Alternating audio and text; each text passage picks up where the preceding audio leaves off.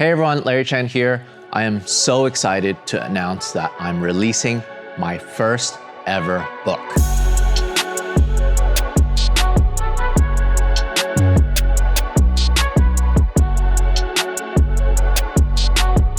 This is going to be a monster of a book.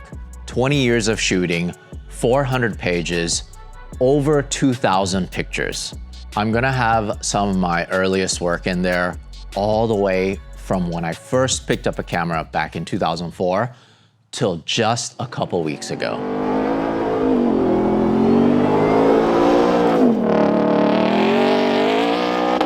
I partnered up with my buddy Ryan from Preorder Media to put this together. Right now you can pre-order the book at preorderbooks.com. The link is also in the description. I'm just gonna run you guys through a little bit of the process and a little more of what's inside the book.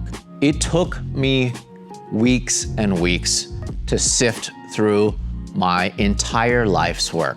It was very eye-opening and it was actually very refreshing. It was emotional in a sense because I was able to relive so many of these moments that I captured so long ago. A lot of these things I've completely forgotten about. There was a couple thoughts that I had coming away from digging through over 20 years of shooting. I noticed that my style has evolved so much from the beginning, even through the middle till now. I think early on it was so event-based, personality, relationship-based. There was just a lot more personal photos. I had my camera with me all the time, nonstop, from going to dinner, to the traveling part, to going to bed, waking up, all the hardships, all the ups and downs. I had my camera with me all the time and I was documenting what I was seeing.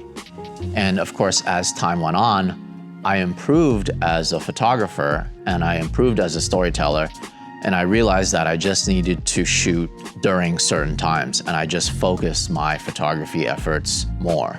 The photos are so evident. The way that I told the story, it was a little immature at first, and then as time went on, they became more and more mature. Not to say that the early photos are bad, they have their charm also. And when I look across the board at my photography, it's evident that in recent years, in the past 5 to 7 years, I really focused on the art and the beauty and composition and colors and shapes and the background and the scenery. Whereas the first half of my career, I was more just focused on the storytelling aspect. And part of it is because maybe I didn't have as much resources to do more traveling, to get to these beautiful locations, to source the most beautiful cars, the most incredible builds. I always just shot what I had available to me. And then a lot of the times that meant shooting locally in the US or in California. What was also really evident was seeing the evolution of the Canon cameras that I was using. Way back when I started with the Canon Rebel XT, that was my first prosumer camera. I bought it for $1,000 back in 2005. I shot with that for quite a while. I shot with that anywhere I went, and first Formula Drift, first D1, first Long Beach Grand Prix, so many firsts with that camera. Now, honestly, it really kickstarted everything for me. As time went on, I moved to the professional bodies. The 1D Mark IIN was something that I bought used in 2007. Then I moved to the 1D Mark III. Then I moved on to the 1DS Mark II, then the Mark III, then the 1DX, 1DX2, 1DX3, which we helped Canon launch. And then of course, now we use the R3 and the R1. Sprinkled in there, I used a lot of the 5D, 5D Mark II, 5D Mark III, 5D Mark IV, R5. You get the point. We used whatever Canon cameras and lenses we needed for the job. And it's just super cool for me to see the improvement in terms of quality and what was available to us. We were able to shoot in lower light. We were able to capture things that we just couldn't before over time as technology improved. What was also interesting for me to see was the evolution of what I actually photographed. It started off very event heavy, going to Formula Drift, going to local drift events, going to Tokyo Auto Salon. As time went on, I focused more on editorial. Then I moved on to commercial photography, storytelling. Then I created and looked for my own stories. And then since 2018, I started shooting photo and video in tandem. And now it's getting to the point where I'm actually shooting more video than photo. But photo is still something that I have to do, and it's still very near and dear to my heart.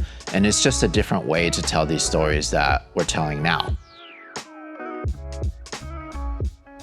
I also had a fun time just seeing how my car feature photography evolved. I started shooting car features in 2011. I never really had the drive to showcase a single car and what it had to offer until I started doing a lot more editorial work. Then it was so much about showcasing the build, the beauty, the distraction, all of it in one set of photos. And as I kept pushing and pushing and pushing, that's evolved into what I do now for a lot of manufacturers. Let's talk about the book a little more. I'm going to lay this out by year, but I'm gonna do it backwards chronological. So it'll start off with 2024 photos, and then it'll go all the way back to 2005, 2004. Of course, it's gonna be a lot more photos from my recent history, as well as the middle years, 2015, 13, 12. But as time goes on, I'll show less and less photos. Part of it is because I've shot less and less photos. Over the course of 20 years of shooting, I have millions of photos. At one point, I was shooting between 400 to 500,000 photos a year. And of course, depending on how much work we had and how much I'm traveling, that goes up and down. Right now, I think I'm shooting about 250 to 300,000 photos a year.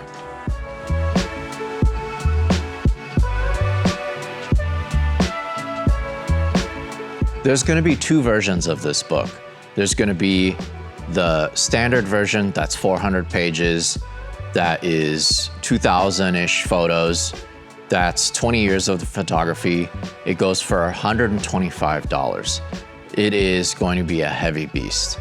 Each book comes with its own slipcover. I designed this slipcover to have a grid of photos, and then it protects the actual book that just slides right into it. There's also going to be a special version that's limited to 1,000 copies. So this version, everyone is going to be signed by myself, and it's going to have a signed print stuffed into it. It's gonna have a special slipcase, all numbered, but the kicker is that it's going to have 100 extra never before published photos in it from my career.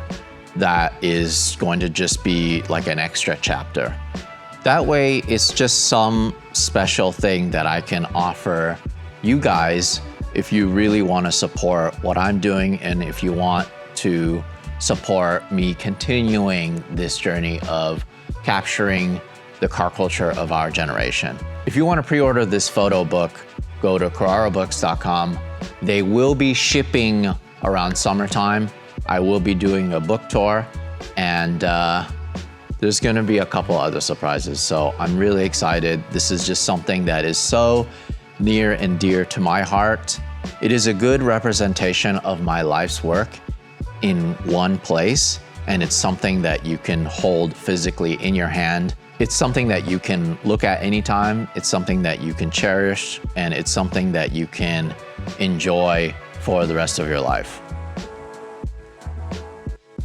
One thing I really wanted to mention about the book is that it's a great snapshot of car culture in our generation right now.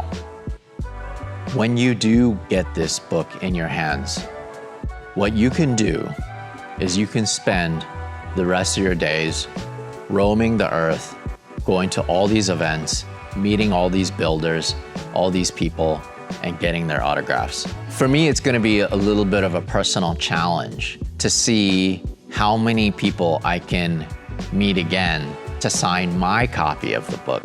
It's almost like car culture bingo for you guys. If you have this thing, you bring it around with you. If you go to an event like Tokyo Auto Salon or the SEMA show, any Formula Drift, any D1, Pikes Peak, NHRA, King of the Hammers, whatever event you go to, there's gonna be individuals, builders, drivers, personalities in there, and you can ask them for their autograph on their picture.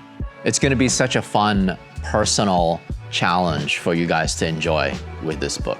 Thank you guys so much for watching.